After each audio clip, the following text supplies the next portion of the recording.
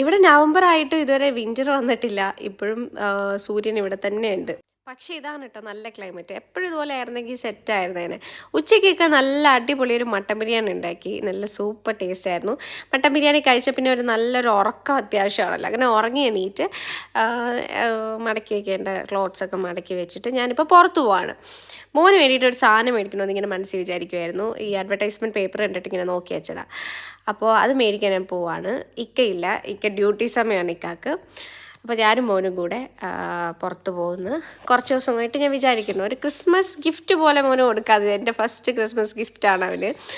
അപ്പോൾ നമ്മൾ കടയിലെത്തി, കുറച്ച് വീട്ടിനടുത്ത് തന്നെയാണ്. ഇതാണ് എൻ്റെ ഗിഫ്റ്റ്. ഇതാണ് ട്രെയിനാണ് കേട്ടോ, ഈ ക്രിസ്മസ് സോങ്ങൊക്കെ ഇട്ട് തനിയെ കറങ്ങുന്നത്. വാങ്ങിച്ചുകൊണ്ട് വന്നപ്പോഴാണ് സംഭവം പാളിപ്പോയൊരു കാര്യം വിട്ടുപോയത്. അതിൻ്റെ ബാറ്ററി നമ്മൾ തന്നെ മേടിക്കണമായിരുന്നു. അപ്പോൾ ബാറ്ററി ഇട്ടിട്ട് ഞാനിത് കാണിക്കാം.